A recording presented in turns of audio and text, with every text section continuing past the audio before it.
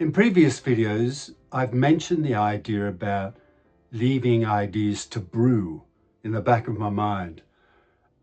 And that doesn't just apply to filmmaking, it can apply to anything. So I wanted to give you 3 ways of thinking about productive procrastination. A good way of thinking about productive procrastination is as if you're cooking in the kitchen and you can't have everything on the front plates, temperature up high all the time, or else you're just going to burn things. You need to be able to put things on the back plates on a low temperature and allow them to simmer while you do something else, like wipe down the benches or some other activity. And that's the idea behind productive procrastination. And there's 3 things I think, excuse me, to think about when you're thinking about productive procrastination. I could have described that better, but hopefully I will improve. I have my notes, of course. Okay, the first one is a physical shift. So the idea that a busy body frees your mind, and this this applies to any kind of project. For me, it's largely filmmaking, but you could be designing a house, or I don't know, fixing your car, or doing anything, and changing your physical state will free your mind. And I've broken these 3 points down into two sections: action and result. Very simple things. So the action, the whole idea is you change your physical state. And the action here might be go for a walk, do some gardening, go for a long drive. And since these tasks take muscle memory, your conscious brain is occupied just enough to stop you overthinking. And this allows the subconscious to throw up solutions that you were too stressed to think about before. And I've experienced this many times. Going for a walk is a big one for me. That physical activity frees things up and things come to me. And it works all the time for me. And what works for you may be completely different, but it's certainly something to consider. Changing your physical state when you're stuck. Okay, point number 2.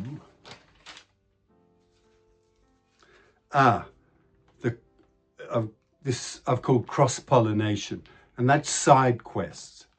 And sometimes when you're stuck for a solution in project A, spending some time on project B allows you time to come up with solutions for project A.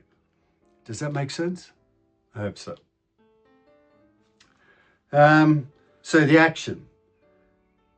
If you're stuck on a technical task, go do something tactile, like drawing or baking or something like that. And the contrast and the different kind of project will invariably free you. Oh, I've got the result here. Of course, I said I had 2 sections, and I'm trying to blend them into one. So it uses a different part of your brain, and it prevents burnout in the primary area. You often find the solution in one field. For example, the structure of a recipe, if you're doing some cooking, gives you an idea for another. For example, the structure of a workflow. So elements of one project may help you find the solutions to elements of another project. And this, I know it sounds kind of similar to the first one, but it's just another way of thinking differently and procrastinating in a different way, I suppose. And the third one I've got here is the curation of boredom. And this may be the biggest one, because in 2026, we rarely have the luxury of boredom, because all our time is spent, looking at our phones mainly, or other screens. So boredom isn't a problem.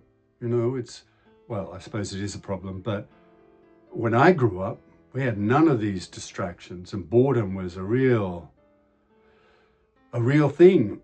I'm not saying it's not a real thing now, but it was such it occupied much greater expanses of time than it does now.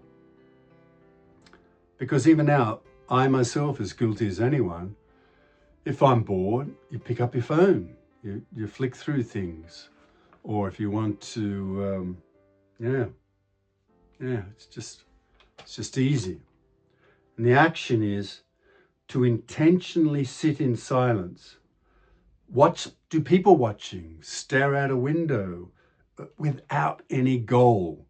Just do really basic, simple things. And boredom can be the soil of creativity, because when the brain is understimulated, it begins to generate its own internal stimulation. And that is where original thoughts are born. Rather than just reading someone else's content, you're coming up with stuff yourself. And, I think that all those things I've mentioned, I think are great things to do and great strategies to have if you're stuck. But the last one in particular, just allowing your brain some time off and doing nothing.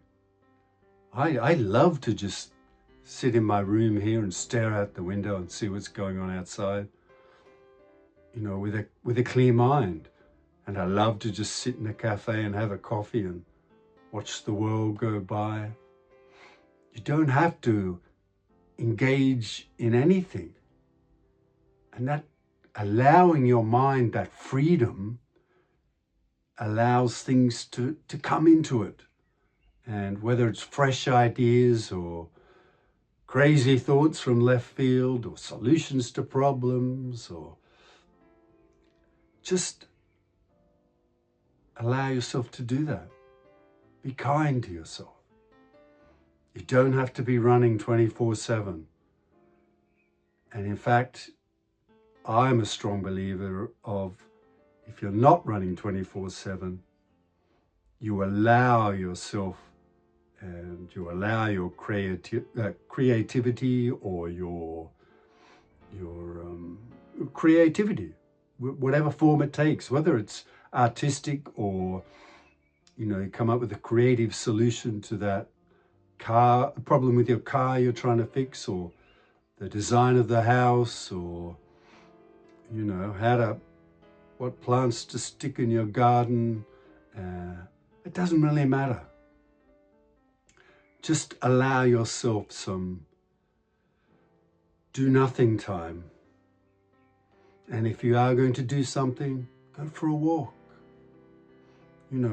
Do something which is physical, and that also frees you up.